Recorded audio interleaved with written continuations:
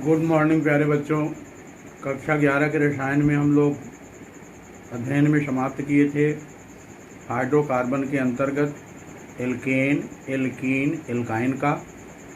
अब इसमें अध्ययन करना है एरोमेटिक हाइड्रोकार्बन।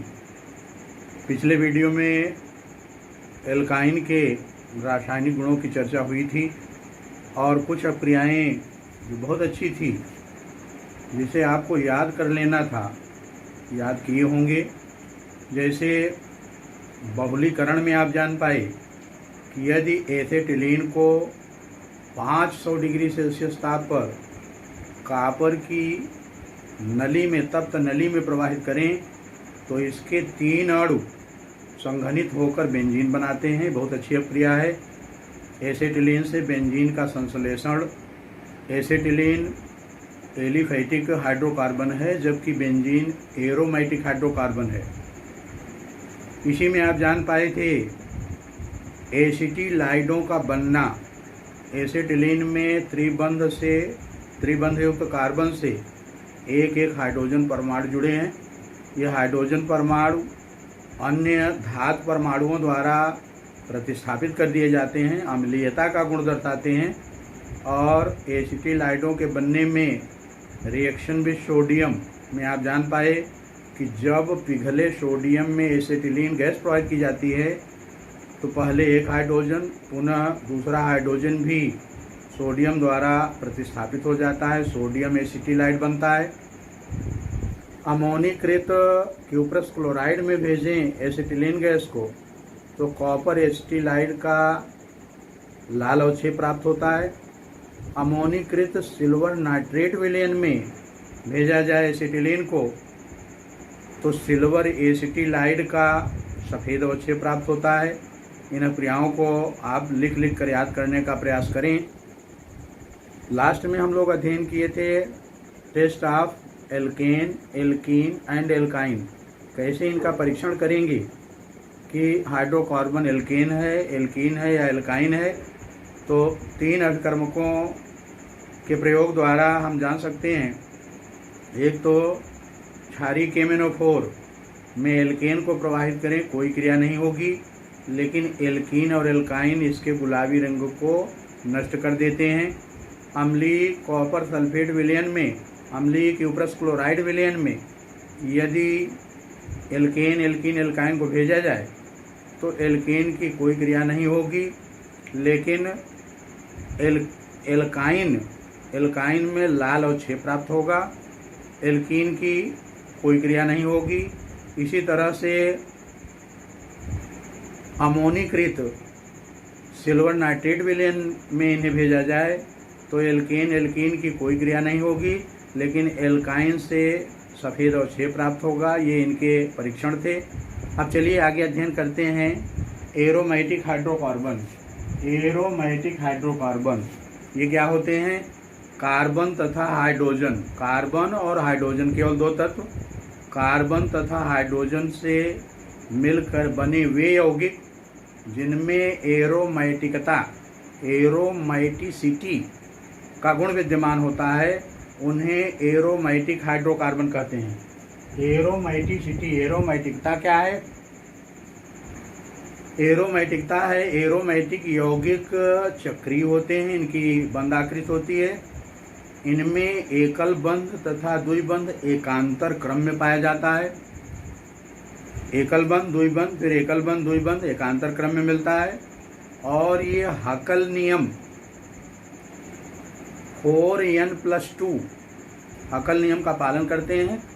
इनमें विस्थानित या पाई इलेक्ट्रॉनों की संख्या रहती है 4n+2 और n होता है एक संख्या, इसका मान 0, 1, 2, 3 हो सकता है। तो इस तरह से ये हकल नियम का पालन करते हैं। ये असंतृप्त होते हुए भी योगात्मक अक्रियाओं के बजाय आसानी से प्रतिस्थापन क्रियाओं को देते हैं। ये सभी एरोमेटिसिटी, एरोमेटिकता का गुण कहलाता है। एरोमेटिक कंपाउंड की बात करें तो बेंजीन, इसके व्युत्पन्न या वे चक्रीय यौगिक जो गुणों में बेंजीन से समानता दर्शाते हैं उन्हें एरोमेटिक यौगिक कहते हैं। एरोमेटिक यौगिकों को दो वर्गों में बांटा गया है, benzenoid, non benzenoid. Benzenoid compound, non benzenoid compound. Benzenoid compound उन्हें कहा जाता है जिनमें कम से कम एक बेंजीन रिंग विद्यमान हो। बेंजीन क्या है ये आप पहले समझ लीजिए। बेंजीन सभी एरोमेटिक यौगिकों का जन्मदाता माना जाता है। बेंजीन का अणुसूत्र होता है C6H6, अणुसूत्र है C6H6। बेंजीन है, देख लीजिए, बेंजीन एरोमेटिक यौगिकों का जन्मदाता है C6H6। और बेंजीन में 6 कार्बन परमाणु जुड़कर एक समतल खटकोणी रिंग बनाते हैं और प्रत्येक कार्बन से एक एक हाइड्रोजन, प्रत्येक कार्बन से एक एक हाइड्रोजन एकल सहसंयोजी बंध द्वारा जुड़ा रहता है और कार्बन कार्बन के मध्य एकल बंध द्विबंध एकांतर क्रम में पाया जाता है। तो प्यारे बच्चों इसे देख लीजिए, ये एरोमेटिक यौगिकों का जनक है बेंजीन। बेंजीन में 6 कार्बन है और कार्बन के मध्य द्विबंध एकल बंध द्विबंध एकल बंध द्विबंध एकल बंध है और प्रत्येक कार्बन से एक एक हाइड्रोजन जुड़े हैं। ये बेंजीन न्यूक्लियस है। और बेंजीनाइड यौगिक उन्हें कहा जाता है जिनमें कम से कम एक बेंजीन रिंग या न्यूक्लियस विद्यमान हो। जैसे इसे देखिए, ये फिनॉल है तो इसमें इसे बेंजीन को इस तरह से दर्शाया जाता है, ऐसे दर्शाते हैं इतना। बेंजीन का ये प्रतीक है बेंजीन। ये बेंजीन न्यूक्लियस है और जिनमें कम से कम एक बेंजीन न्यूक्लियस पाया जाता है उनको बेंजीनाइड यौगिक कहते हैं। जैसे इसमें OH ऊपर जुड़ा हो तो ये फिनाल है, लेकिन इसमें बेंजीन न्यूक्लियस है तो ये बेंजीनाइड यौगिक है। अब यदि यहाँ OH के बजाय COOH जुड़ा हो तो ये बेंजोइक एसिड है, बेंजोइक एसिड, और इसमें एक बेंजीन रिंग विद्यमान है। इनको कहते हैं बेंजीनाइड कंपाउंड।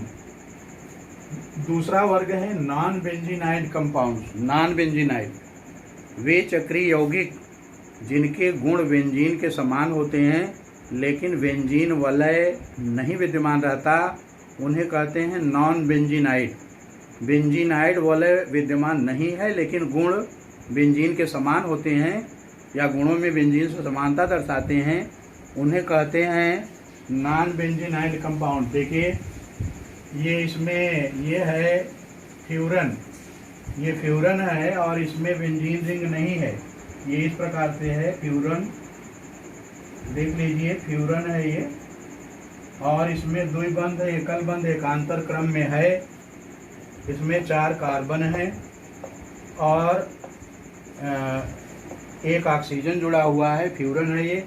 तो ये रिंग नहीं है, खटकोणी रिंग इसमें नहीं है, लेकिन ये फ्यूरन गुणों में बेंजीन से समानता दर्शाता है। इसी तरह से यहाँ O के बजाय यस जुड़ा हो तो ये थायोफीन है, इसके गुण बेंजीन के समान है लेकिन इनमें बेंजीन वलय नहीं है। तो ऐसी यौगिक जिनमें बेंजीन वलय विद्यमान नहीं रहती लेकिन गुणों में बेंजीन से समानता दर्शाते हैं उनको नॉन बेंजीनाइड यौगिक कहते हैं। Non benzenoid compounds. अब बेंजीनाइड यौगिकों को 2 वर्गों में बांटा गया है, मोनोन्यूक्लियर और पॉलीन्यूक्लियर। मोनोन्यूक्लियर बेंजीनाइड यौगिकों के 2 वर्ग हैं, मोनोन्यूक्लियर और पॉलीन्यूक्लियर। वे बेंजीनाइड यौगिक जिनमें केवल एक बेंजीन रिंग विद्यमान रहती है उनको मोनोन्यूक्लियर कहते हैं। देख लीजिए, जैसे ये बेंजीन, इसको आप देखिए, ये क्लोरोबेंजीन है, ये नाइट्रोबेंजीन है, नाइट्रोबेंजीन है, ये फिनॉल है, फिनॉल है, ये टॉलुइन है। बड़ी आसानी से आप जान पाएंगे कि मोनोन्यूक्लियर कौन है, जिसमें टॉलुइन। आगे इसी तरह से जितने भी बेंजीनाइड यौगिक हैं जिनमें केवल एक ही बेंजीन न्यूक्लियस विद्यमान है उनको कहेंगे मोनोन्यूक्लियर बेंजीनाइड कंपाउंड्स, और यदि बेंजीन रिंग की संख्या अधिक हो तो उसे पॉलीन्यूक्लियर कहेंगे। जैसे ये देख लीजिए, जैसे ये नैफ्थलीन है,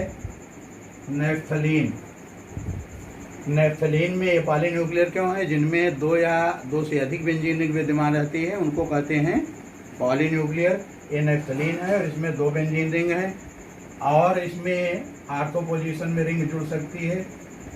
बेंजीन ये एंथ्रासीन है। ये जुड़ने में सीधे या अलग अलग जुड़ सकते हैं। जैसे पीछे देखें, ये है डाइफेनिल। डाइफेनिल में दो बेंजीन न्यूक्लियस सीधे जुड़े हुए हैं, ये डाइफेनिल है, और इसमें दो बेंजीन न्यूक्लियस है, ये इसलिए ये पॉलीन्यूक्लियर है। अब ये पृथक भी हो सकते हैं, जैसे बीच में CH2 द्वारा पृथक कर दें तो ये डाइफेनिल मेथेन हो जाएगा। इस तरह से सीधे भी ये जुड़े रह सकते हैं और ये पृथक भी हो सकते हैं, लेकिन वलय की संख्या इसमें दो या इससे अधिक रहती है। इसको देखें, डाइफेनिल मेथेन, और इसमें दो रिंग सीधे नहीं जुड़े हैं, पृथक हैं, लेकिन ये पॉलीन्यूक्लियर है। इसमें सीधे जुड़े हैं, ये भी पॉलीन्यूक्लियर है। तो मोनोन्यूक्लियर उनको कहा जाएगा जिनमें एक ही बेंजीन रिंग हो, और पॉलीन्यूक्लियर बेंजीनाइड यौगिक उनको कहा जाता है जिनमें दो या दो से अधिक बेंजीन न्यूक्लियस हों, वो चाहे सीधे जुड़े हों या पृथक हों, उनको पॉलीन्यूक्लियर कहा जाता है। तो ये रहा परिचय एरोमेटिक हाइड्रोकार्बन का। इसकी PDF भेज देंगे, नोट्स बना लीजिएगा। आगे का अध्ययन क्रमशः चलता रहेगा। धन्यवाद।